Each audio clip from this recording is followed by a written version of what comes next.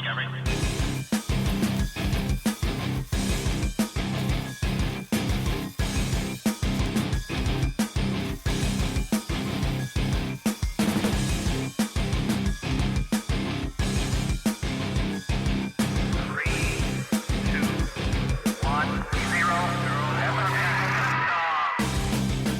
Hello and welcome to Cutting to the Ball in the Post-Truth Apocalypse. I'm Ben, I'm hanging out with Mike. Hello. And Claire. Hey.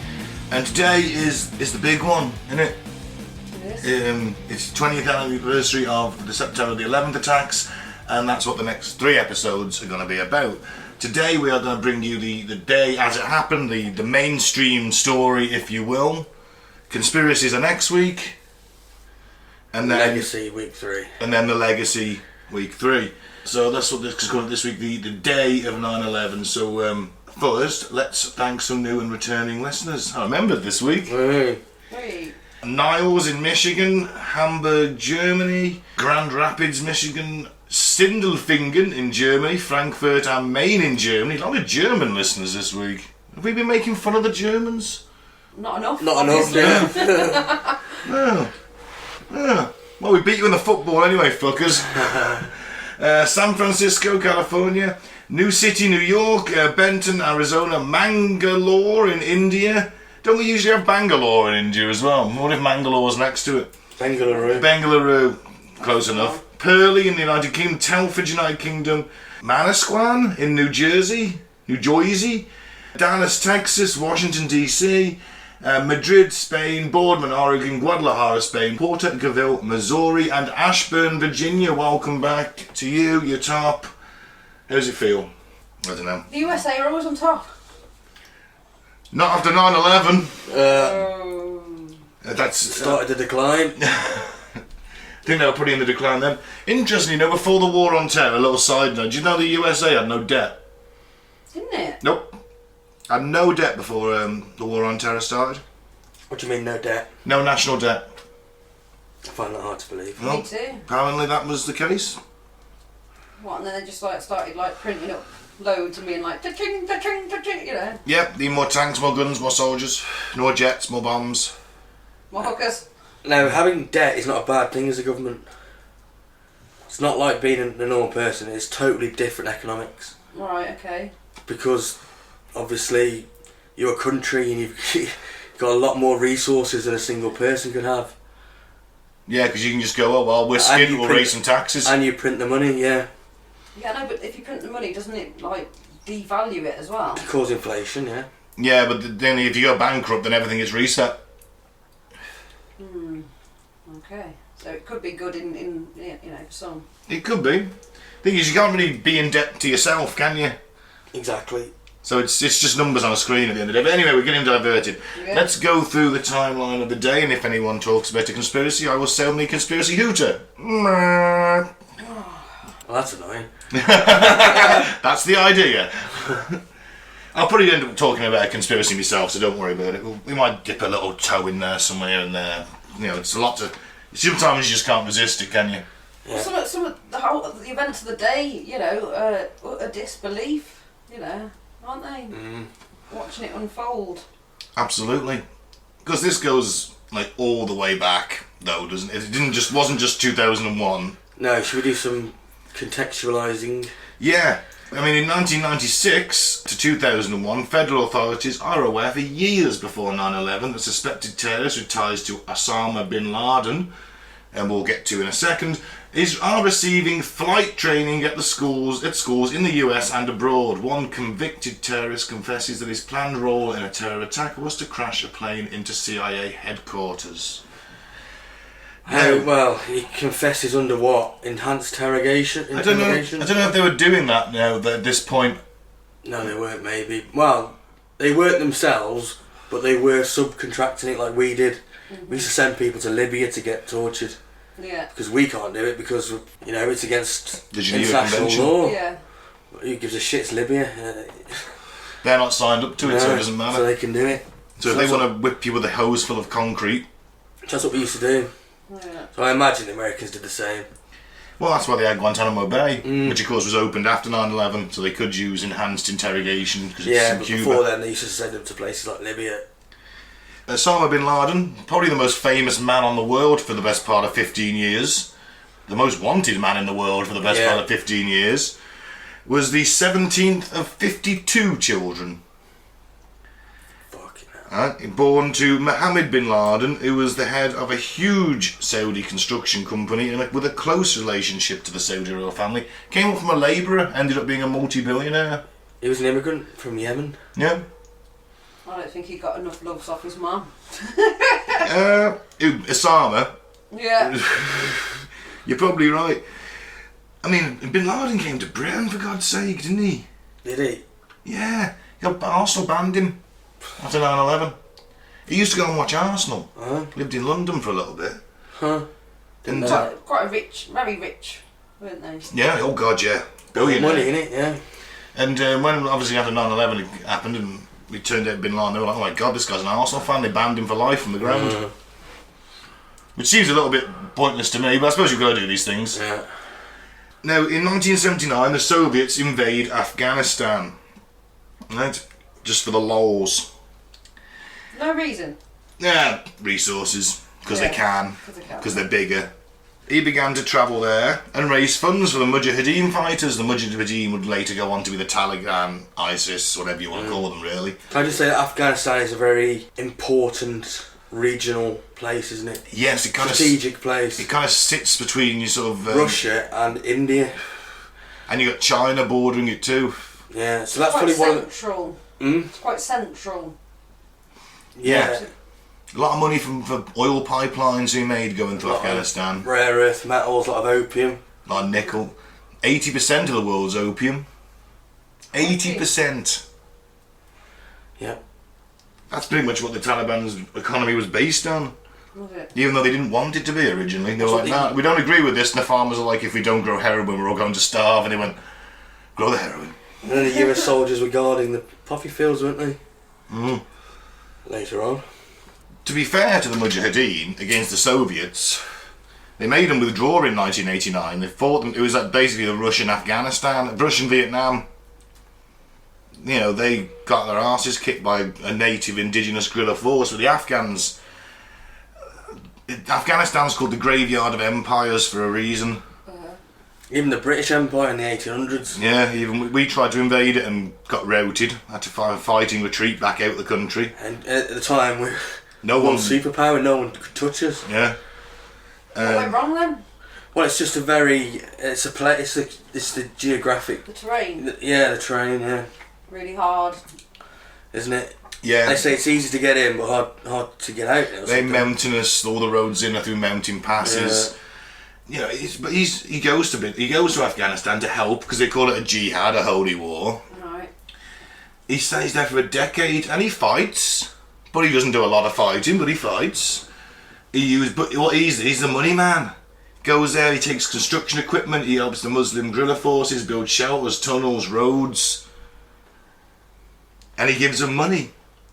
And he gets all these people on a list, and he calls it Al Qaeda. It literally translates to the base, i.e. the database. Database, yeah. All these guys who are shit up at killing people. They're experienced guerrilla soldiers who are fanatical. Yeah. When I found out it was translated to database, I just assumed that it was our forces that had created this database, but you're saying it's like Bin Laden that called it the database. Yeah, Right, so Al Qaeda literally translates to the base. Right, yeah.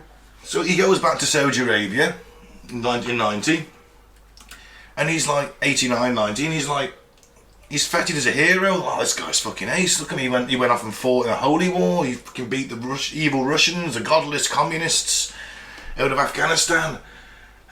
And then they realise that he's probably been really, really radicalised while he was there, and they don't like that in Saudi Arabia. They love being, they're well into their Islam, but...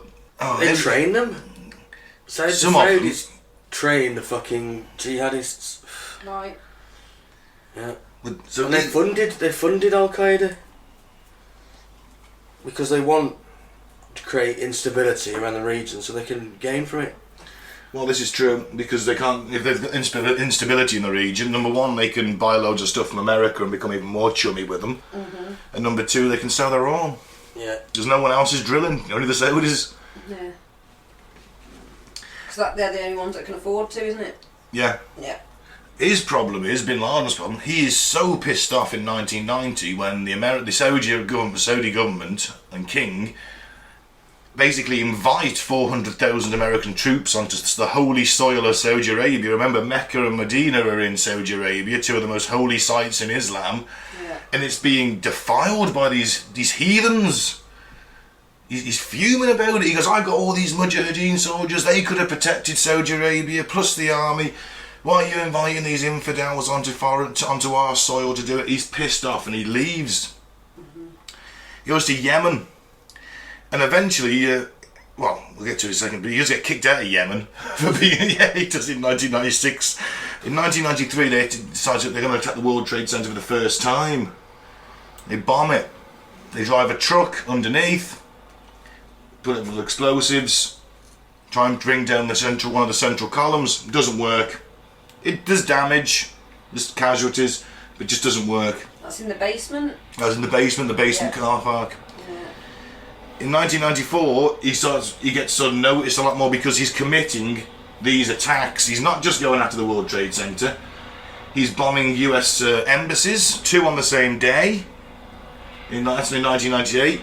In 1994, he gets his assets suspended in Saudi Arabia and he's stripped of his citizenship. And who did that? The Afghan government? No, the Saudis. The Saudis, right. Okay. They're like, no, he's too much of a bad boy. Yeah, you got him, freezing your assets. Could he ever get them back if he'd have cleaned up his ways, or...? Maybe. They're very anti-American, but the Saudis like America, don't they? Yeah. They sell them weapons and they fight their wars for them. Yeah. Yep. So, 1998, he funds the bombing of US embassies in Nairobi, Kenya, and Dar el Salim in Tanzania. And in 2000, Al Qaeda bombed the USS Cole, which was at the time a top-of-the-line frigate. It was like their latest destroyer thing. Right. And 2 blokes on a speedboat suicide bombed it. 2 goats? 2 blokes. Maybe Suicide goats. Suicide. No, ISIS loved their goats too much. I didn't hear about any of these. Did we? I don't know. Maybe I wasn't into the news. No, I was very ignorant. 16 and 18, but... Yeah, back in 2001. Yeah. I was very ignorant and naive. Yeah. So it might have been on the news. It might have been. I seem to recall the USS Cole getting bombed because I had a bit more than I think I was in 2000. No, I wouldn't have. But I had quite an interest in the military, and there was a bit of a shock when that happened because it's like, oh, this is the latest destroyer in the USS Navy. It's brand new, and then it goes to Yemen and gets severely damaged by 2 blokes in a suicide speedboat. It's seen as a bit of a humiliation. First time. It is, isn't it? First time I heard of anything about Al Qaeda was 9/11. Yeah, me too. I've read about it in an Andy McNabb book. It was a fiction book. Fiction, yeah. There's a story. Randy McNabb. The former SAS guy who was part of the Bravo 20 mission. He had a little bit of a career as a writer, and I had a few of his books, and he mentions Bin Laden in that. And Clinton had the chance to take Bin Laden out in '96, and he never did. Yeah. He didn't want Wonder why. Didn't want to create a fuss. But we'll go into the conspiracies next week. Yeah. Bin Laden, in his quote, says that the United States is unjust, criminal, and tyrannical. He's got a point. Yeah. They're basically like the world police, and they just invade countries for their resources. Well, we're even worse. We're like little US wannabes. Yeah. Little Let's lapdogs. police the world. Yes, sadly that's the way it's ended up. He says that the US today, as a result of the arrogant atmosphere, has set a double standard, calling whoever goes against its injustice a terrorist. Yeah. It wants to occupy our countries, steal our resources, and impose on us agents to rule us. He's not wrong, is he? No. He's not wrong. I don't agree with violence and terrorist attacks, but to say that the Americans aren't terrorists either is just hypocritical. Yeah, and you have got a point. I mean, they've been setting up that noose around China and Russia for a long time, and they're getting bases in the Middle East to protect the oil, which wasn't it the oil in the Saudi Arabia defense of Saudi Arabia was actually a higher priority for the US than the defense of the US mainland, because that's where a lot of their oil was coming from, and they run out of oil. They're fucked. If that fell, the US would fall anyway. Plus all the billions that Saudi Arabia have invested in America.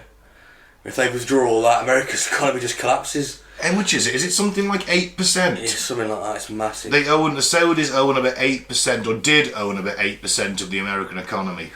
And the US, they've all got their guns anyway, so if looking after the mainland, if anyone was going to invade, they're all going to just go, and run out, aren't they?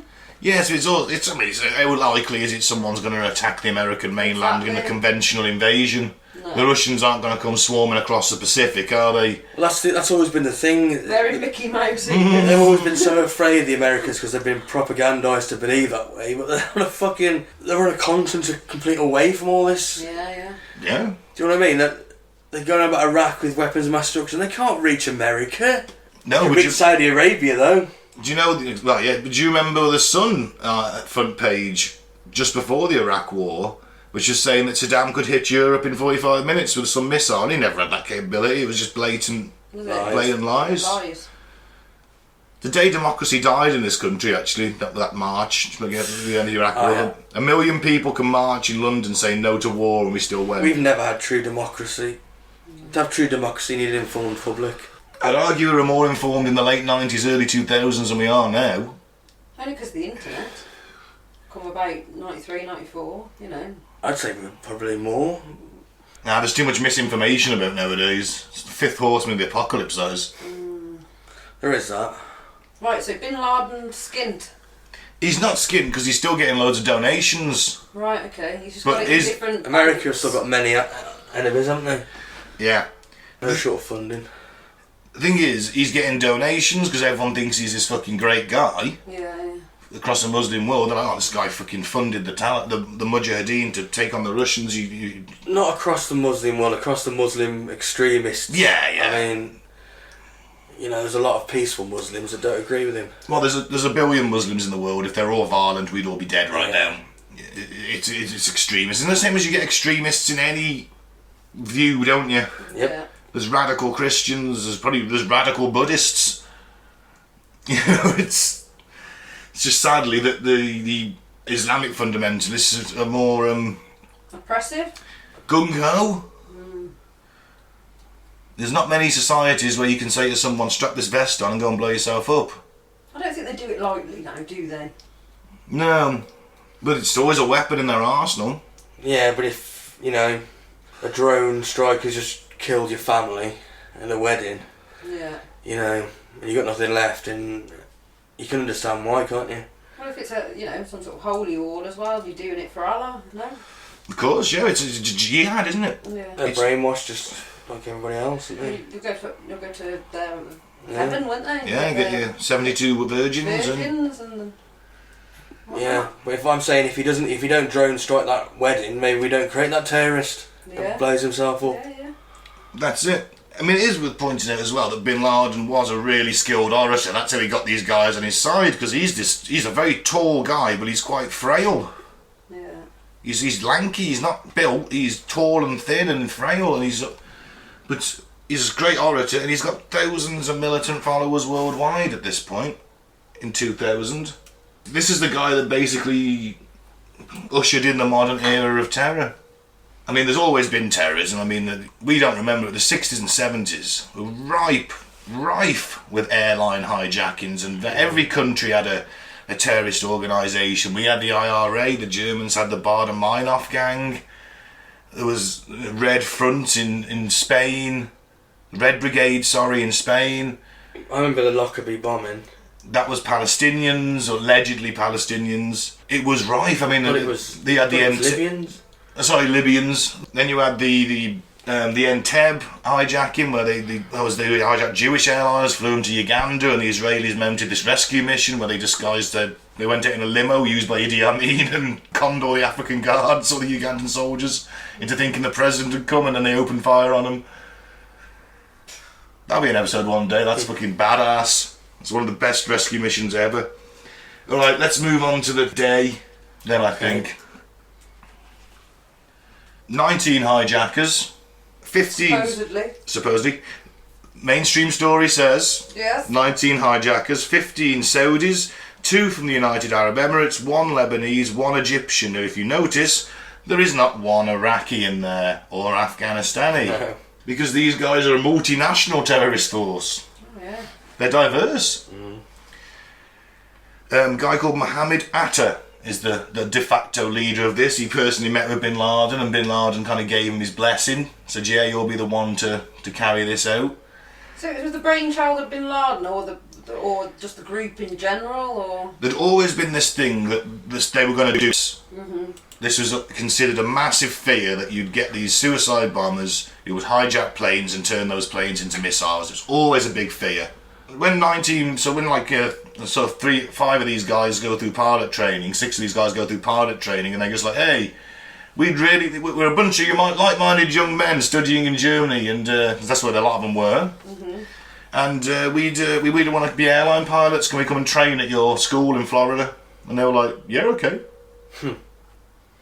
Nothing unusual about these guys just all of a sudden deciding they want to be airline pilots with no fucking past experience in that field whatsoever. They were bollocks as well, though, weren't they? The one who did the Pentagon attack, yes, apparently he was terrible. The rest could basically fly, and that was kind of it. That's why they waited until takeoff. We'll get to that. We'll start that now. 5:45 a.m. the hijackers passed through security in Portland, Maine, and board a flight to Boston. It's the first one where they connect to American Airlines Flight 11. Ironically, at 6 a.m, polling stations opened in New York as it was a primary election day. So do you think that was a part of the plan as well? Well, I don't know, they probably wouldn't have known about that, would they?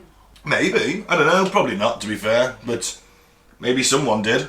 At 7:59, Flight 11 takes off from Boston for Los Angeles. 11 crew members and 76 passengers with 5 hijackers are on board. 8:15 a.m, Flight 175 takes off from Boston. That is a United Airlines Flight 175. Takes off from Boston for Los Angeles. 9 crew members, 51 passengers, and 5 hijackers. 8:19 a.m, Flight 11 crew members alert ground personnel that a hijacking is underway. That's done by phone. Okay. One of the stewardesses basically calls the reception desk because it's the only one she can get through to. Oh, shit. Shortly before, one hijacker has stabbed a passenger, a guy called Daniel Lewin, who apparently was part of a Israeli counter-terrorism unit. Interesting. Okay. It certainly raises my eyebrows, but maybe he was just in the wrong place at the wrong time, or maybe he tried to take him out. You'd hope so, wouldn't you? You'd think so. Well, officials speculate that Lewin may have tried to stop the hijackers, and therefore was their first victim. Yeah. Well, wasn't there also other people that supposedly made phone calls from the flight as well? Yes, one woman rang her husband. He was the head of the Justice Department in America. What was like the mobile phone capacity on planes at that point? Well, see, this confuses me because they always tell you to turn your phone off, don't they, when you're on a They plane? put it into flight mode, don't they? Yeah, so but you can interrupt with. Well, I think Yeah. if there's a hijacking, then you're gonna that That's it, negates yeah. that, you know, Turn it problem. on and You can take the risk, aren't you? But Yeah. what I'm going to say is, could people make calls from planes to the land in 2001? I mean, you can't even, I've been on planes. We all have mobile phones by You now, can't get I'm any sure. They always say it's Wi-Fi. You try and get it. There's never any fucking reception. Probably got a sat phone at the back of the plane, I'd imagine. Satellite phone. I don't know. Last time I was Well, on obviously, because the The stewardess. Norwegian Air, it said it had a Wi-Fi. I could fucking get a signal the whole time.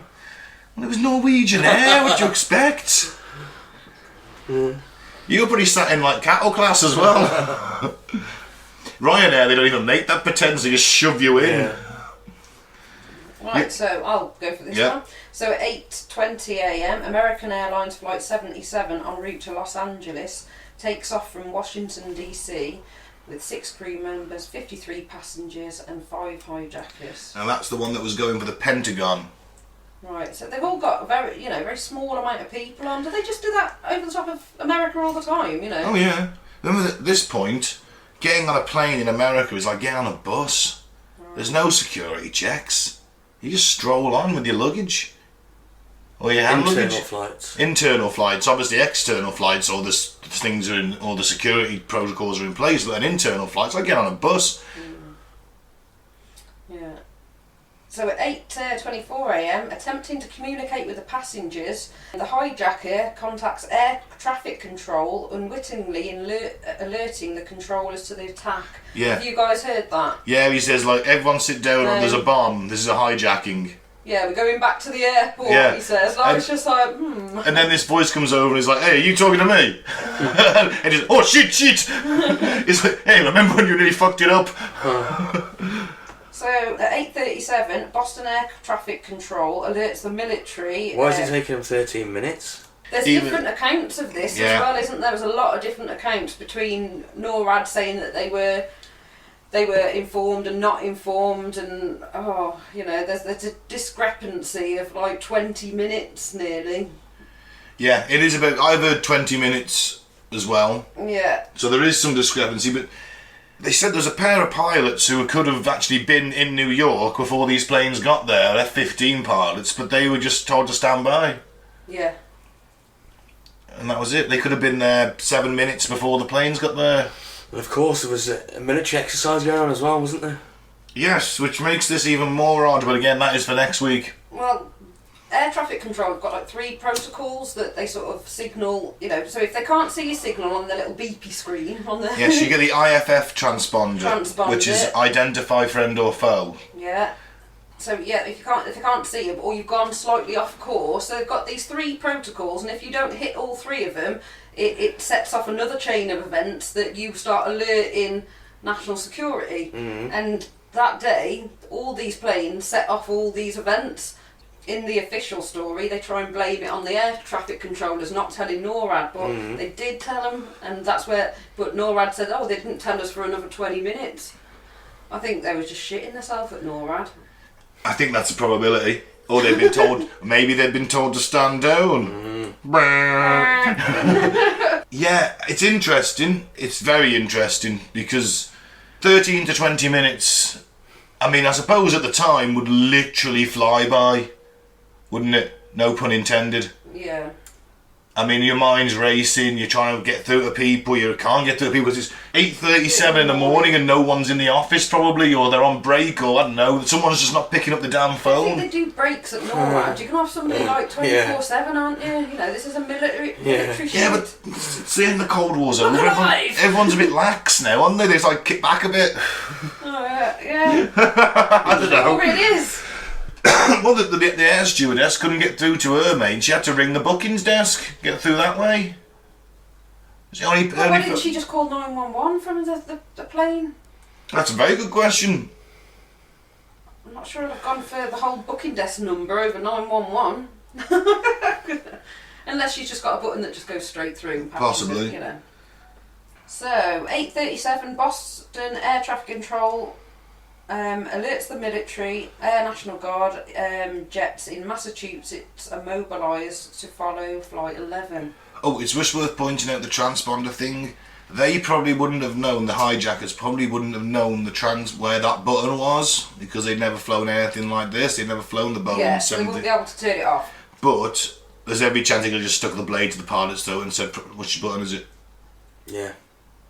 He's not going to give that up. He would. Give us a thing or we'll kill you. You're the captain of the ship. You're going to fucking go down with it. You wouldn't give that over. I don't No know. chance. No chance. I don't know, man. If someone's got a knife to your throat, You've got to think about the Maybe they've already killed the co-pilot and you're next if you don't tell us what this is. Yeah, you don't know what you're going to do when you're shitting yourself. But Yeah. I should imagine in some sort of captain manual or whatever that they give you at flight school is don't ever hand that over, go down with your shit, motherfucker. I don't think it is. I don't think go down with your shit, motherfucker is literal words of the text. It is. I wouldn't be giving that over. I don't know, but I say I wouldn't. well, what are the consequences if you do? They turn it off, you might live. You don't know they're going to fly this thing in. You're just a pilot. You're not one of the CIA defence staff who's been analysing this thing as a threat. You just think it's a hijacking. You've heard about this. You've probably got colleagues who've been hijacked. And they probably just said, do as they say, you're the only one that can fly the plane. They don't know these guys can fly planes. That's the point. Yeah. Do they? It's just going to be really fucking scary for the pilots, let's put it. Yeah. Yeah. What, anybody on that plane at that time. Because they're the only ones that really know what's going on. Everyone else below is just scrambling with very little information they've got. And remember that they're like, people say, oh, they turned it off, why wasn't that unusual? Because they get turned off all the time, especially when they've landed at an airport. You can't have your transponder on when you're parked up on the tarmac, it screws with everything. Right. But yeah, if your transponder goes off, that's one of the things that sets this protocol off. But even then, they're like, oh, well, it disappeared off radar as well, didn't it? Because it obviously went off course, so they're like, well, where the fuck's it gone? But America's got the largest air defence network in the world, so why is there nothing tracking this thing? I heard there was like a dozen planes or something left because they're all up in Alaska doing fucking exercises. Well, I don't know how true that is. Right, okay. I have to look at that next week. yes. So at 8:42, San Francisco bound United Airline flight 93 takes off at Newark following a delay. 7 crew members, 33 passengers and 4 hijackers. The fact that we're now at 8:42, and what time did they call NORAD? 5 minutes earlier. 5 minutes, okay. That news hasn't got out then. They're still working up the channels. They don't think... This could be a hijacking, could be a transponder malfunction. Could be. Still, this is one of the most security, you know... But they know because that hijacker unwittingly told them. Yeah. Well, he accidentally sent a random sentence to the air traffic controller. He went, are you talking to me? And then he didn't say anything else. They probably just went, oh, okay. Okay. Oh, Nothing to see, yeah. No. Bomb, sit No, down. I'm just going to the toilet, leave my post for the next 20 minutes. Well, but that was probably the trigger as well, wasn't it? But it's like, still nothing was done about it. Well, I've been reading some stuff today about how NORAD, or the nearest plane, would only take 7 minutes to get there. Yeah. So could have intercepted. They could adjust because 9 minutes later it hit the North Tower. So they had 9 minutes. So yeah, so at 8:46, flight 11 crashes. because into, jets have been scrambled, haven't they? Yeah, It's too late. but it's too late because it's If you took said them 5 minutes to get off the ground, isn't it? Because it's gonna, you know, you got to tell that man, get that man out of bed, possibly, or you know what I Get him mean? out of bed! He's Nah, not they gonna were- be sitting in the cockpit just going, oh, I think it's going to be us. We're going to have a rough one today, you know, are they? They'd be sat next to the plane, probably. Would they? I'd have thought so. If they're on standby, they'd have been sat fairly close to the planes. So you Wouldn't think, they be in the mess or something? They might be, do but you they'd think, get... like the call handler, they're just waiting. Yeah, they're waiting. It's All like the it's like the time. old scramble before the Battle of Britain, isn't it? Everyone they're sat on the side of the runway. But this is just a normal day. No one knows anything what's going to happen yet. Well, that's true. But for all we know, these He guys... could be in the mess hall. They could be in a briefing, they could be in a scratching daily his arse on his briefing. bunk, you know. Yeah. Yeah, so at 8:46, flight 11 crashes into the 93rd floor of the North Tower. 93 through 99. 99, sorry. 93 through 99. And if you're on floor 102, 103, 105... It's going to look pretty fucking scary. I mean, this is the whole building swayed. Just went so many feet, came back. Yeah.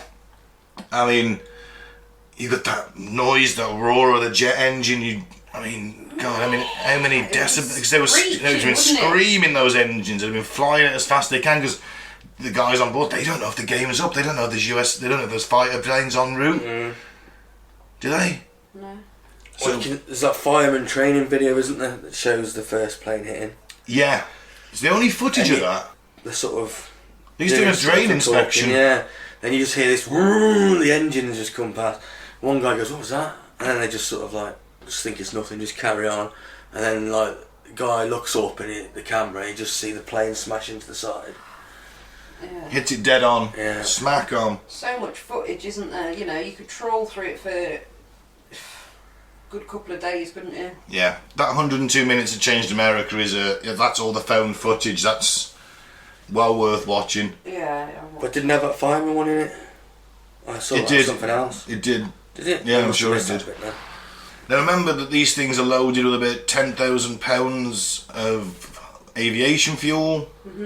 The first plane that hit, they found some of the bodies at ground level, still strapped into the seats. Is that up to that much aviation fuel? Because remember, you do it to how many passengers you've got and your weight on your, you know, what's it called? Yeah, but it was a short flight as well. Yeah, exactly. So, So it's it not was going to be full capacity. It was nearly full capacity, or certainly full for the flight. They would have the route they would have gone. But because they had a shorter flight, they had more fuel. Right. Okay. I don't know that it was full capacity. I think it was about half, wasn't it? I'm not sure. The planes, Yeah. the passengers, yeah. No, I'm talking about the fuel tanks. I know. You know, you don't put so much fuel. Cause I know it was estimated to be about £10,000 of fuel was in the plane for the first one, and a fireball literally travelled down the elevator shaft. It killed like 18 people, horribly burnt 18 odd people, and killed a few down on the way down. It came out of the ground floor. There's this fireball burning jet fuel. Oh, okay. All the aluminium that the plane is made of is burning. The sprinklers aren't doing much good because burning aluminium doesn't really do well with water. In fact, it can make it burn hotter. Can it? Yeah, it can. Molten aluminium can react with water. But we'll get into that next week. Got a man on the 84th floor that said he was ankle deep in water as the sprinkler systems were just, you know. So they were sort of working from They were putting out the downwards, weren't they? You know? conventional fire, yeah. They were fine. Remember, a lot of paper in these buildings. Yeah. As we said off air, we didn't have clouds. We had servers and maybe a company hard drive. Yeah, we were transitioning, wasn't we? Yeah. To digital storage, wasn't we? That's it. But you think that the footage, it's not HD, is it? It looks so shit looking back at it. Yeah. The camcorder footage, the phone footage, even the news footage, it's like, my God, this looks awful. Well, it was the infancy, wasn't it? Yeah. Of the people's little smartphones and stuff, wasn't Absolutely. You think... Alright, so the first planes hit, right, flight 11. So where were you guys when you... I was at work. You know. It was 1 o'clock in the UK-ish, I think. It was just about 1:30. Yeah. Yeah, about 1:30, just after. I'd just come back from break, and it would have been the 1:45 news came on, ish. I was there working away, and the news came on, and I listened, and it was like, a plane is at the North Tower of the World Trade Center in New York, and we don't know if it's an accident or not. Please, we'll keep you updated as more happens. And it was just like, I turned around to my friend and said, fucking hell, did you hear that? And he's like, yeah. I said, do you think that was an accident or not? I said, planes can't do that nowadays, can they? I mean, just go plough into a skyscraper, that doesn't make sense. He's like, oh, I don't know. Never give much more thought after that. It's like, oh, we'll just wait and see what happens. I mean, because I'd heard that in 1940 a B-25 bomber crashed into the Empire State Building. I mean, alright, they weren't built, it wasn't going the same speed as these things are going. That first jet was doing 500 miles an hour. And it wasn't made of aluminium, it was made of fucking thin metal. So it does happen, things do happen by accident, don't they? But obviously, as we'll find out, it wasn't. So what about you, Claire? Where were you? I was just going on my break at McDonald's when I was working there. It'd just been like the lunchtime, and then you get your break after lunch, and I was sat downstairs eating my fries, just what the fuck? People were coming on their break, and people kept on coming downstairs because other people were going back off their breaks, telling a couple of people on the shop floor, and then they were just coming down, and everyone was just like the people in New York looking up at the sky. We were all just like, glued to television, gawping at the TV. Yeah. Was there a TV in the break room? Yeah. We were all just gawping at the TV, just going, what the fuck, I suppose we didn't have phones like we've got now where we could just go, oh, something's happened in New York. Within 2 minutes that footage would be on Facebook. Nowadays you'd be able to see, but we didn't have that. It was the news then. Yeah, it was just on the news, and I remember coming back off my break, and then the second one hit. Yeah, and I was just like, that's got to be, I turned around and said, it's got to be terrorism, isn't it? 2, what's the probability? Yeah. How about you, Mike? I was just at home. I was with my mate Al. Yeah. Our friend Al, and we were just having a smoke, I think, just listening to some music. At 1 o'clock in the afternoon? Yeah. Just woke up, is it? That's it. Your mum knocked on the door and said, put the TV on. I was like, why? She said, just put it on, and I did, and it was just, obviously, the smoking tower, and I was like, what the fuck? Obviously, I knew nothing about Al-Qaeda. To me, terrorism was just something that just happened off in a faraway land. Well, yeah, I already remember. Well, terrorism, the word got big then, didn't it, after this? Yeah. Before, it was just like, terrorism. But then it's like, fucking terrorism! We've got to fight terror! That's it. It just went really big, really quick, didn't it? Yeah, it was just mental, wasn't it? Watching it and then seeing the second one go in, and it's like, what the fuck? Yeah, the second one was the most recorded one, wasn't it? Because at that point everyone was Everyone's filming. already looking up, you know. Because the first one happened so quickly, but the second one hit, and I remember thinking, this is it, man, it's fucking World War 3 here. That was my first thing, it's World War 3, I'm going to get fucking drafted. That was great. Fucking wonderful. You know, I was a little bit scared because it's like, what the fuck's the future all down? Because this is just literally, the entire world has been turned upside down, and this did change everything. Didn't it? It changed our world, it changed our lives. It changed the world. Well, me and Mike were saying we felt a bit angry, didn't we? Sort of like, Yeah. I could, you know, anybody do this?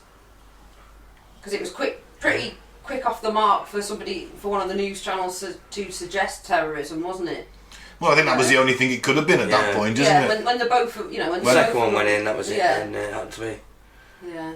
Yeah, it was just mental, and then, and then they were talking about trying to find out who's responsible, and obviously Bin Laden's name came up later.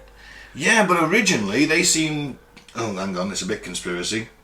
They wouldn't reclaim responsibility, they weren't vocal about it. It took a few days.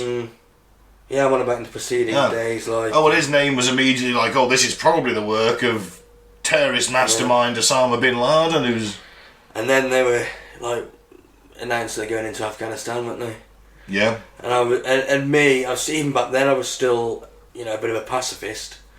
And even I agreed with them, they've got to go in there, they've got to do something, they've got to find, you know, justice for the people that have died, they've got to find out when the person that did it held him responsible.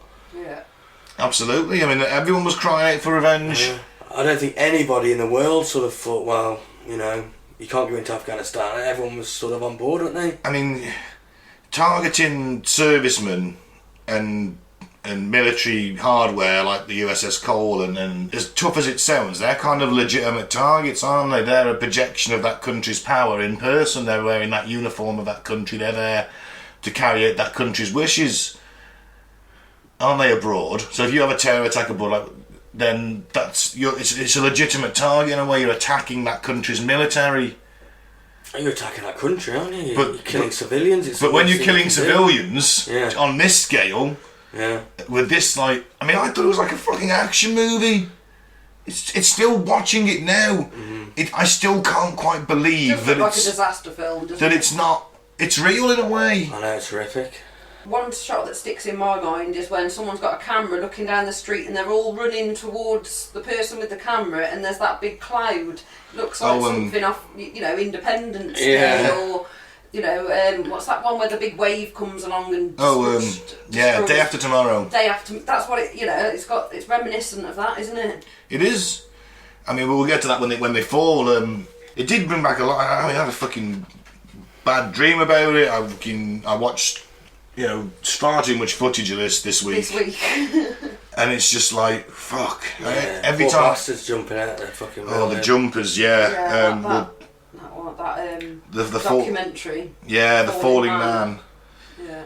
Because the photo captured him perfectly, almost in this sort of Zen-like pose with one knee raised and his arms by his side, and he was going straight down. But in reality, that was just that photo. Have you seen the footage? Because he's fucking waving his arms and legs, screaming like a fucking I've never seen that documentary. Haven't you? Channel 4, really good. Yeah, it was. Yeah, it was. Because no one really wants to take. No one really wants to say that it's their family member. No one wants to say, we think it could be, because they don't want to admit that he committed suicide. In essence, I think that guy. What choice do you have though? That guy who did the Zen, the Falling Man. I think he was related to one of the guys in the YMCA, the Village People. Was he? Yeah. I think so. Who really weirdly, a couple of days before, had just received a star on the Hollywood Walk of Fame. Never. Right then, so at 8:50, Bush is notified. He's sitting with some 6th graders in a school. In Florida. Reading My Pet Goat. That's it. And he just sits there, doesn't he? What's the goat representative of? Well, it's satanic, isn't it? Of course. Ritualistic. Yeah. Coming soon, the occult conspiracy. So, supposedly, he sits. Well, there's video footage of him sitting there for, I don't know. He gets like told. 10 minutes, isn't it? And the look on his face, I think, is like, who screwed me? Fucking Cheney. No, because his advisors assume it's a tragic accident at this point. Yeah. So do you think he's justified in sitting there because they're going, it's an accident, we'll call you in, I don't know, 15. Yeah, Sit what this out. can you do? You can't do anything, so you just like, Cheney's in charge, he can deal with this, I'll just carry on with this, You know, and then I'll go 10 minutes left of whatever you're doing. Rather than, it's going to cause panic, isn't it? He gets up, there's a plays at the tower, runs out, kids are going to be screaming and, get out of there, kids, you're all going to die! I think he could have discreetly just maybe he should have gone and checked it out. The first one I'm not gonna blame him too much, but once he gets on with the second one, then he's got to do something. Well, surely he should have been just fucking escorted out for his own safety. I mean, okay, who publicised is the president's visit to this Florida school? I don't know. But it's really unlikely they're going to fly a plane into a very small school in Florida, isn't it? You know, you want the big targets. I mean, Flight 93, which we'll get to in a bit, was supposed to be the Senate, wasn't it? The House of Representatives. 8:55. Is your radio, Mike? Yeah, the South Tower is declared secure. And a documentary I've just watched about with somebody recalling he was on the 105th floor of the second tower. He says 15 minutes after the first plane crashed, people in the other tower were watching from their desks and just lining up at the windows, almost, you know, like the meme, eating fucking popcorn. I would have got the fuck out. Yeah, as soon as that happened, I'd have been out. I'd have been out straight away, no doubt about it. I'm getting the fuck out of here. I'm not staying here. I wouldn't be there anyway. But you know what the bosses would be saying? Oh, just stay here, it'll be fine. Yeah. There's recordings of some of the emergency service call handlers, just stay where you are. You know, that's to the people that were calling from the tower that had been hit, but also people from the tower that hadn't been hit were just calling, we can see what's just happened, and, you know, they're recalling all that as well and asking, you know, what's going on. And at that time, as I say, they, you know... Well, 8:59 a.m. 8:55, they say it's secure, just everything's fine. Yeah, 8:55 they say it's secure, but at 8:59 a.m. Port Authority police ordered the evacuation of both towers. Which is what should have been done at 8:55 was, you know, get everyone out. Well, surely at 8:50, you know, well... As soon as the first one hits, both should have been evacuated. It's going to take a few minutes for you to go, what the fuck, then realise... I suppose you go, there's a lot of shock, isn't there? And you're not trained for this. No.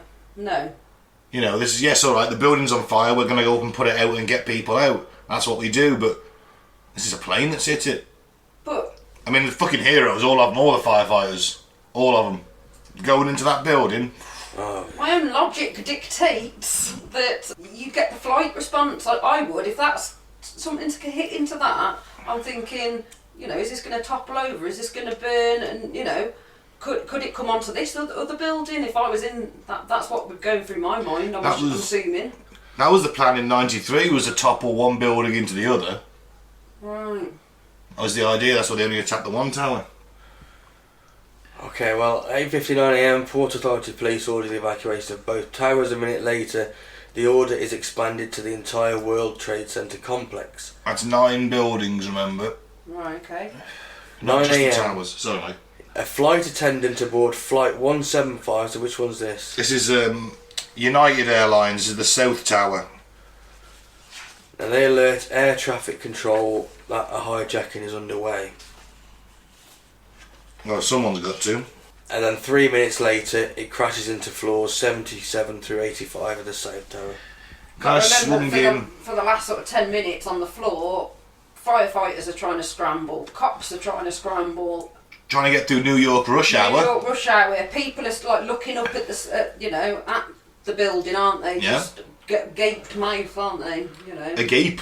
The gape. They reckon and then this, boom. They reckon there would have been a lot more deaths if it had happened, say, 10, 20 minutes later.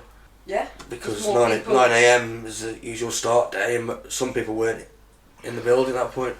The whole complex, the whole 9 buildings, you're talking 250,000 people worked in that complex.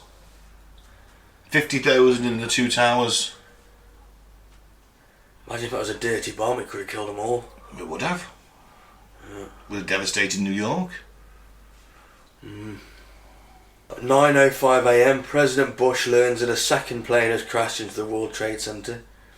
25 minutes later, he addresses the Americans saying that, quote, terrorism against our nation will not stand. I mean, fucking hell. You know what's always bugged me, right, is that you had plenty of news helicopters buzzing around, and the people who were trapped below that impact site, the majority of them didn't get out. You're telling me they couldn't have got helicopters to the roof of that? Some of them did try and get to the roof, but they were saying that the heat was, you know, Was it unbearable. You've got the smoke, you've also got the rest of America grounding all flights as well. When the first one hit, Yeah. it only took a few minutes for them to say... Now, hold on, 9:42 a.m. Oh, it is it? happens, yeah. Yeah, here we go. Oh, just on time. There we go. Yeah, so 9:42, FAA grounds all flights. So does that include your helicopters? They're scrambling around on their arse Yeah. then, aren't they?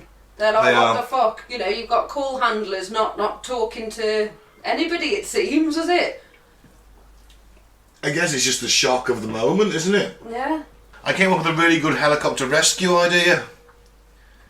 I was like, what you do is you get a helicopter and you have this massive cage you can just slot onto the little feet, the little struts underneath Yeah. that it sits on, Yeah. and just you can just wheel it up, go up. Well, why don't they just build every building with this cage on top, just in case for this sort of eventuality, and then you just come along and scoop it away? Yeah, That's a lot more logical. yeah. And I was like, has anyone thought of that? Is that going to make me a millionaire? Copyright me. Well, you know, all these reporter helicopters, they're only like little 2-4-man things. You've got a point, but you could have. Chinooks now. Yeah, I are know, they? but they could have landed on another roof, dropped off the crew, gone back over, taken 4 people, come back, shuttled them over to another building. Where are they getting these ropes from, Ben? They're not. No, they've got to get to the roof, haven't they? Yeah, where are they going to get the ropes for the people to, you know, or, No, or, they- or just actually land on the roof? Yeah. Land on the roof. Do you want to have a go at that, Mike? Just landing on the roof of a... Well, I've never flown a helicopter, but I'll give it a shot. I don't fancy our chances. Well, I don't think I wouldn't be going for it, Ben. You know, this little reporter helicopter, I'm just used to just flying around New York, and then they're like, yeah, land on that burning building. Why No, not? I think this is a bit past my skill level. I'm not fucking G.I. Joe. He's only got to land, take 4 people on and take off again, and then go to another building safe, drop them off, let them out, go back again. But there was a helipad on top, yeah? No? Oh, it's a flat roof. Space. It's open space, surely. I don't know. Maybe there is a reason. Yeah, I'll look it's the into it. World Trade Centres. I should imagine some posh git's going to like land on top of them and, you know, go to Yeah. a board meeting. Yeah, Yeah, so it probably has happened. But again, that's asking a lot of... it is, okay. NORAD should have scrambled shit and They they should have had stuff. Yeah, where's the rescue? We'll get into that, won't we, next week. Yeah. Yeah, where are we then? 9:36 a.m. Yep. Secret Service agents evacuate Vice President Dick Cheney, or Darth Cheney, to the Evil. Presidential Emergency Operations Centre beneath the White House. He's an evil bastard. We'll talk about Cheney next week, but my God, if anyone wanted this to happen, it was that fucker, and it just so happened that he was in charge on the fucking day. He's on his second heart, for Christ's sake! Sure. Has anyone ever seen the film that was about him recently? No. It was that good, it actually made me like Dick Cheney. No way. Well, that version of him in that film. But he was... How true it is. The thing is, he's just been on that... He's one of them people that never leaves government. He's been in like that... Apart from when he went off to be Halliburton. president of Halliburton, the major defence contractor. I think they're the most sly and sort of the most devious people because they've, you know, tickled everybody's arse, haven't they? The guy who he learnt from, his mentor was like, I can't remember his name off the top of my head, but he was another evil bastard. He's one that had never left fucking the White House. Part of the swamp, basically. You know, they also got draining the swamp. Yeah. They're the swamp, they've been there forever. And Washington was actually built on a swamp, which is why they use that analogy. Which people like Cheney and Biden, who's been there for 40 years. Really influential, aren't they? Yeah, they've got all that power, but they've never really done anything apart from make things worse. That's what you refer to as the swamp.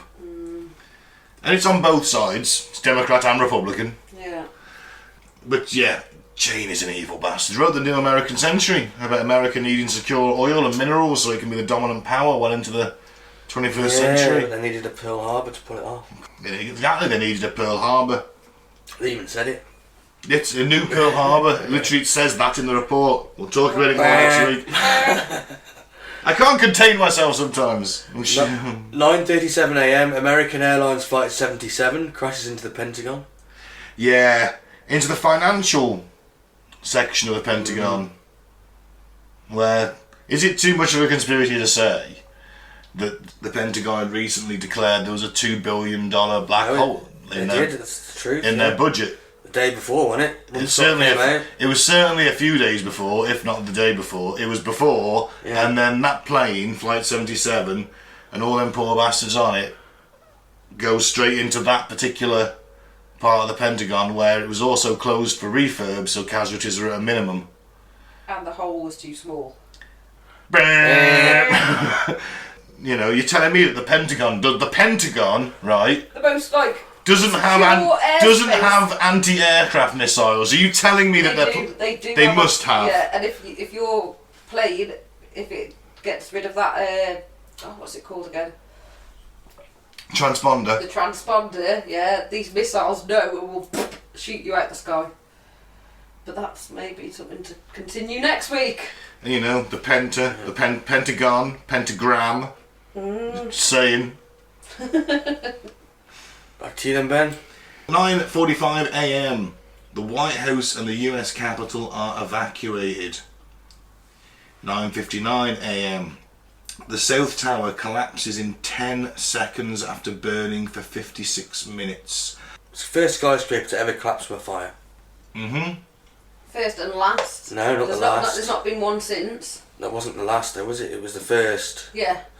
We haven't had one since. Well, we have the North Tower, don't we? Yeah. But no, yeah. And World Trade Center 7. Oh yeah.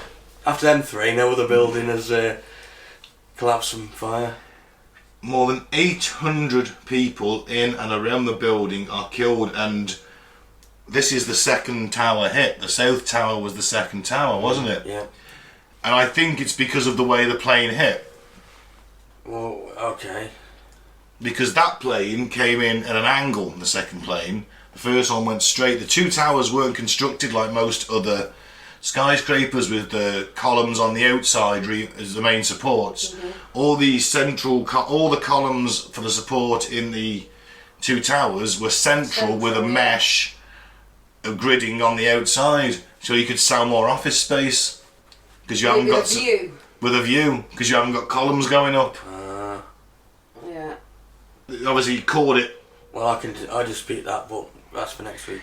There's a difference between heat and temperature, and myself, it is entirely possible that these things went because of the fire. We'll discuss that next week. I think that's absolute tosh, because a skyscraper in Madrid in 2005 was on fire for 20 hours and didn't fall down. The steel was intact and possibly burnt hotter than this incident. It's the aluminium, but we'll get into it. Okay. Right. 10:03 a.m. United Airlines Flight 93 crashes near Shanksville, Pennsylvania after passengers and crew storm the cockpit. 40 people on board, excluding the hijackers, perish. Great bastards. Yeah. Was it shot down? Did they storm the plane? Was it a combination of both? Was it a plane? And was that picture that was put out of them, sort of posing as they were sort of storming the plane, was that real or...? I don't know. I'll look into that. Yeah. Because it does seem odd that there's a picture of them storming the plane. Yeah. Doesn't it? It seems Looks odd that you would choose that moment to take a picture. Looks a bit staged. And you're not getting out of this, so why have you bought your camera? It's not like you can enjoy the holiday snaps you had of your terrorist attack on America in the future, lucky is that it? camera survived, wasn't it? Well, yeah. I was watching a documentary today and it showed that picture and I was just like, is the actual terrorist taking the picture? It was just... Must have been made out of the same material that they made the passports out of. Oh, yeah. Flame-proof. Yeah. Yeah, that's not even a conspiracy theory, that's just mental. It is mental. they found him, 2 days later or something like Yeah, that? a few blocks away. A few blocks away. They did find a lot of paper, because obviously the paper was burning intensely and flying out the windows and the gaping. So a lot of paper got scattered, but it's very strange that the guy flying the plane's passport ended up a few blocks away when he was the first one to get impacted. But then again, was he just killed in a... He left his bag in the back. He didn't need his passport at that time, was he? Yeah. Either way, that plane seemed to incinerate, didn't it? Well, if the plane has incinerated enough to bring the tower down, surely it's incinerated the passport. Yeah. The passport isn't just going to go flying out of one of the windows. Unless he let them out the window before he hit the tower. We don't need these anymore. He's got a passport to heaven now. Oh, fuck. At 10:15 a.m, the Pentagon's outer ring collapses. Sounds quite painful, actually. There's your comedy for the episode, everybody. Enjoy that one. 10:28 a.m, the North Tower collapses after burning for 102 minutes. More than 1,600 people in and around the building are killed. How many in total was it? It was over 3,000, wasn't it? Yeah, it was 3,000. Official death toll is 2,977 on the day, 2,753 at the World Trade Center. That includes 343 firefighters. Pentagon casualties are 50 something. That's the official one. I've seen it higher. Yeah, because people might die of complications afterwards. Yeah, that one's not counted. This is like Chernobyl, where they said only 6 people died. Yeah. But only 300 bodies were actually recovered, though. Yeah. And only 18 people were pulled from the rubble alive. Oh, they pulled some people alive, wow. Yeah, they did later on in the day.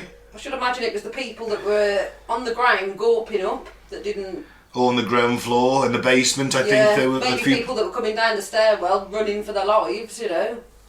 People in the tube station underneath. There's an underground station underneath the 2 towers. Fucking hell. And that was obviously really badly damaged, but in some places the roof did hold up. Yeah. There's a couple of people down there I think they found. You know that Steve Buscemi went and helped in the rescue, the actor Steve Buscemi. Great actor. He was a firefighter in New York before. He was in Con Air? Yes. Yeah. Yes. He was a firefighter before he was an actor. And he basically just went down to his station, put on his uniform, and went and helped in the rescue. And he wouldn't let any pictures of him be taken. He wouldn't give any interviews. He was just there to work. And he said, these are my brothers, I'm here with them. Is there anything he said? And I was like, wow. It's good, isn't it? And there's a lot of people who went down to help. Yeah. The dust, though, that's caused a lot of issues amongst civilians and health for rescue workers. Yeah, and the US government wouldn't give them the healthcare they needed, would they? No. Sick, man. I can't believe it took all the way till 11:02 for the New York mayor to order the evacuation. Wouldn't you have ordered the evacuation, when the first one went down? Yeah. For sure. Of course. If it's done one, I'd be like, and we've just seen the other plane go into the other one. That one's gone down, I'd be like, everybody out, everybody fucking out now. Yeah. Mate. But I suppose you've got to organise your manpower then, haven't you? Okay, well, how many police officers have we got coming in here? I mean, this day there was this massive surge in gang violence in New York because all the police were down at the World Trade Center. Oh, looting. A lot of gangs chose the opportunity to settle a few scores.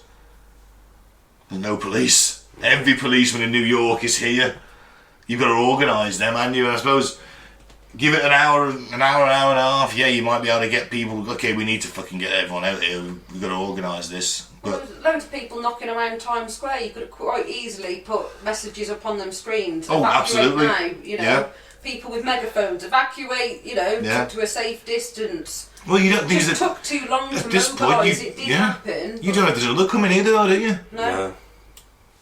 I mean, And you don't know if, the second tower, so the other one fell quite neatly. You don't know if the next one's going to go down like Jenga but topple. Yeah. And take out. Well, let's say that the first one, the South Tower that fell, didn't go down. Let's say that it fell onto the North Tower. Let's say that the first plane actually just knocked the North Tower over onto the South Tower. They come in at a different angle. Where's that other plane going to go? Well, I'll guarantee you it's either going to be the Empire State or it's going to be the Statue of Liberty, isn't it? Yeah. One of them. And That's it. You know, I'd imagine they had secondary targets. Makes sense, I guess. Yeah, where was the one at Philadelphia going then? It was meant to be the Senate. Senate, there you go, yeah. At 12:16 p.m, the last flight still in the air above the continental United States lands. 12:16, we're taking best part of 3 hours. 3 hours to get all the planes down over American airspace. I guess it's a lot of planes. There are a lot, isn't there? Yeah, and air travel will never be the same again. No, it You're going wouldn't. to turn round like some international flights. Anything that could have got back to their own country, you'd pack them straight back off, wouldn't you? Of course you would. I mean, there was fighter jets over London that day, patrolling, in case anyone was going to try it with us. I'd imagine it was the same in every major country, every European city, major European city even. Well, the ones that have been bombing the East indiscriminately, yeah. Well, yeah, turns out no, it was just America that day. At 12:30, a group of 14 survivors emerged from a North Tower stairwell. Lucky bastards. At 3 p.m, one survivor, Pascal Bazzelli, is rescued from the rubble of the North Tower. At 5:20 p.m, after burning for hours, 7 World Trade Center collapses, but there are no casualties because it's long been evacuated now. I'm going to sound the horn. World Trade Center 7 is a story for a whole other... Well, it's for next week, basically. I think you could do that one just as a sort of side one, to be fair. It's just shocking. I know. I'll give you the main story. I know. The main story is that World Trade Center 7 collapsed from damage taken during the fall of the main 2 towers, and we only ever saw what the undamaged side of World Trade Center 7, because obviously the whole area was squared off and shut down for many blocks around it, and even helicopters couldn't go and see it from that side. So that's that theory. Okay. That's what happened. That is the mainstream theory. But it does seem a bit iffy that the FBI and field bunker was there, and wasn't there some kind of other secret, didn't the mayor have his command base there? Something like that? Dunno. It was only reported it was on fire at like 4 p.m. or something like that. Yeah. It collapsed at, what was it, 5:20. 5:20. Then again, would you even notice with all that dust kicking up in the air if World Trade Center 7's on fire? Visibility must have been 0. It's mad though, innit? I don't know. We'll get into it next week. Yeah. At 8:30 p.m, President Bush addresses the nation from the White House, assuring Americans that a search is underway for those who are behind these evil acts. Oh, I wish it were. An axis of evil, he described them as. They were the axis, and we have a coalition of good. I remember him saying it. At 10:30 p.m. on the day, rescuers locate and extract 2 New York Police Department officers who are injured but still alive in the debris of the World Trade Center. And that is the day That changed the world forever. Yeah, it changed America more, it changed everyone else. Yeah. It impacted everybody else as well, but obviously it changed America the most. Certainly caused a massive swing in America's foreign policy. And, remember, they had the Patriot Act in after this, where you lost a lot of rights. Yeah, we'll get into that in the third part, won't we? The legacy. As well as the War on Terror, which is let's face it, it's just a forever war. The only way you win a war against an ideology is if you go in there and you kill every single person who believes in that ideology and literally wipe it from the face of the earth. As it says on my arm, ideas are bulletproof. While we're watching Alan Cummings, I beg your pardon. the actor Alan Cummings, Right. eating fruitcake that someone's baked. Oh, well, that's nice. Sorry. That's a nice end to that. That's cheered me up a little bit more now. But Just no, a video that's sort of playing on the article that we had up. it's... let's face it, this changed everything. Yeah. And going through it again brought up all the same emotions. I mean, I genuinely thought I thought we were all getting drafted. This is World War III, and then I was like, and it's the only time I've ever taken Nostradamus seriously, because he wrote that prediction that Europe and the Middle East would square off in World War III, and like a third of the population of Europe would die. And it was like, man, maybe Nostradamus was fucking right. We've already debunked him. Yeah, we have, yeah. But it's the only time he had me thinking, because the rest of it I'm just like, bollocks. And I was like, oh man, maybe that fucking bearded Frenchman was right. I haven't been drafted yet. Not to the future war. Anyone else got anything? Just how tragic all them lives lost, obviously. Oh, absolutely. Yeah. May they rest in peace. Yeah. Watching these documentaries and that, you know, it's just... You still can't quite believe it, yeah, can you? it's disbelief, you know. At the time of watching it, you know, I said to myself, oh, that doesn't look like it just didn't look real. It just didn't look real. It looks to like me. a Die Hard movie. I've seen an actual demolition of a bridge in person. Went and watched it. It's reminiscent of that. And watching it on TV and it just going so neatly down, you know. I mean, how many? That's the disbelief. That's what I felt on that day. Just total disbelief, and you know. I just believe. Yeah, I just believe what they say on the news that come down because the plane hit it. You didn't question it on the day. Something just didn't feel right. I admit that when I saw it go down, the South Tower that just went straight down as if it had been perfectly demolished, I was like, do they fall like that? I said to a friend, that looks like a demolition. I said, I went and watched You're that more sceptical than me. I just, But, why would I think any different? Planes hit it. It was on fire. It's gone down. I didn't know about structural engineering and... Well, no, I didn't know, but I brought it up with my mum and she was like, oh no, it's what's it called, Al-Qaeda or Taliban or whatever she said, and I was just like... It wasn't the Taliban. The Mujahideen. They had nothing to do with it. No, they even said to America that they'd send any terrorists from Al-Qaeda they find, they'd send them over to Pakistan where America can arrest them. Okay. Yeah, but are you going to go? Well, I know, but... Are you going to believe that? Well, they obviously... There's when there's like, you go, okay, alright, send the first batch over there. Maybe give them a chance. Right, send and they send over a bunch of fucking 80-year-old men and 5-year-old boys. There you go, there's all the terrorists you found for you. Well, it took America a few weeks, didn't it, to gather the forces. At least give them the first few weeks to prove them. Innit? Nah, you can't get there anywhere. Do you want anyway, so you may as well say, okay. No nation would have done it. They're like, we need revenge, and that was it. It's revenge. It's just we need to fucking hurt. We need to hurt them as a nation. We're wounded. We're hurt. It was to go in and find the people that did it. That was the reason. Yeah. They said it would take 2 to 3 weeks. Yeah. It's only just ended this week. 20 hasn't years. ended yet. It hasn't ended yet. We've actually got till 9/11. That was the complete withdrawal date. It's on the anniversary of retreat of obviously 9/11. They have to withdraw all troops from Afghanistan. And that says to me that they didn't have a plan. They're just doing it just because it's 20 years. Yeah. It's of 9/11. Nah, that's fucked up, man. Yeah, we'll talk about it more on our third episode. Yeah. But I was like, yeah, okay, you know, go in there and get them. Fair enough. Even though I was a pacifist, I don't like war, but they've just fucking... You just killed innocent people. Yeah, exactly. What are you going to say? No. I think everybody was on board with that.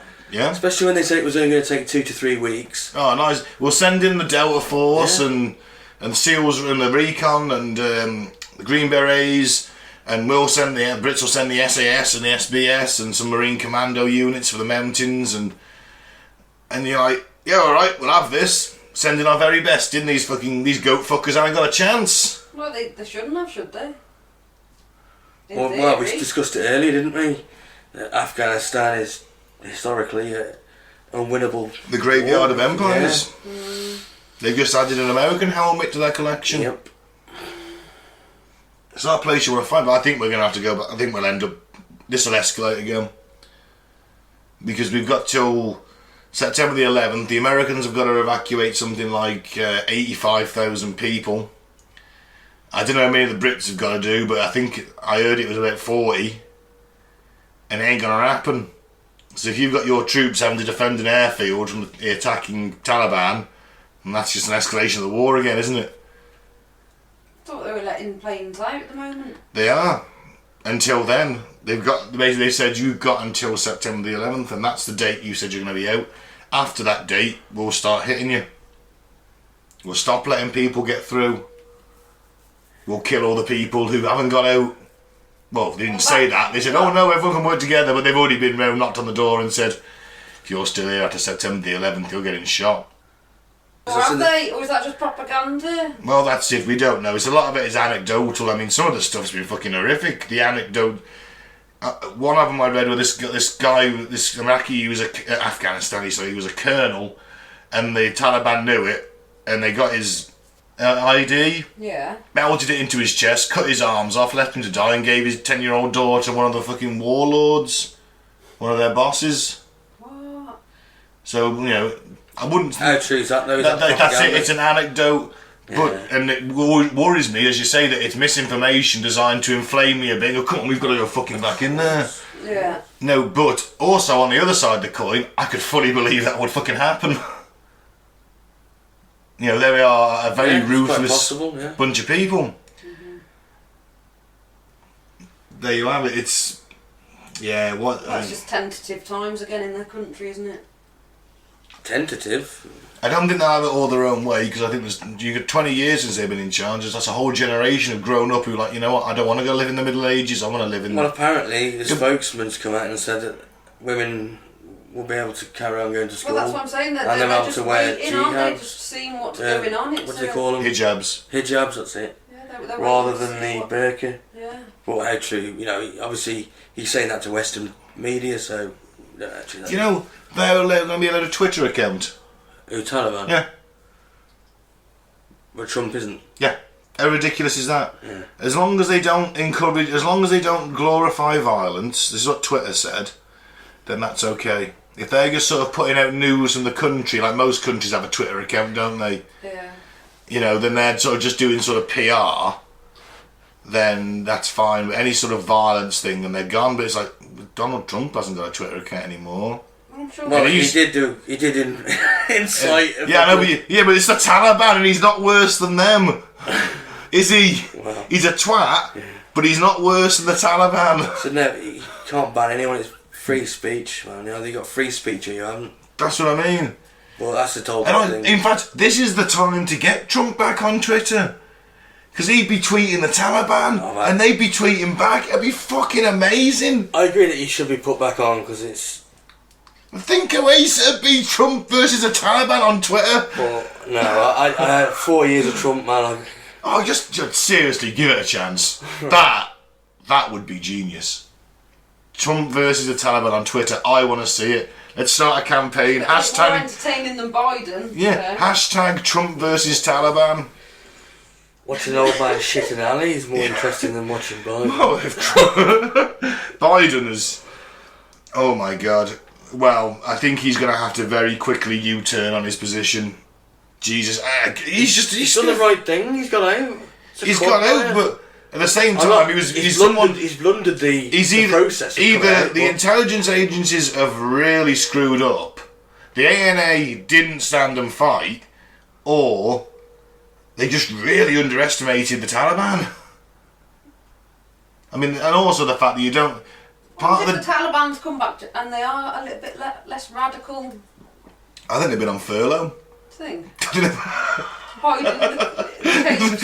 been paying the fucking paying their wages. I've been sat around getting pissed up. Well, not pissed off because they don't do that. Smoking opium. Yeah, hiding in the caves from COVID. Yeah. Strange how terrorism died off when COVID hit, isn't it? It's almost like suicide bombers are too afraid to get COVID. Weird. Okay, let's end this. Yeah. Motherfucker. On that note, Part 2 next week. Part 2 next week is the conspiracies and the occult conspiracy. Was it all just a Crowleyan ritual? Who can say? Thank you very much for listening. Was it the bankers? Yeah. We'll get into it, yeah. Military industrial complex, who knows? Thank you very much for listening. I've been Ben. Don't drink the flavour aid, don't join a cult, don't support the military industrial complex. Follow us on Facebook, please. Come to the Bulletin Post Truth Apocalypse. And we are on SoundCloud, come to the Bulletin the PTA, YouTube, Apocalypse Ball. Yeah, thank you very much. I've been Mike, thanks for listening. Peace out. May the force be with you. And I've been Claire. Keep an open mind, but not so open that it spills out your ears, guys.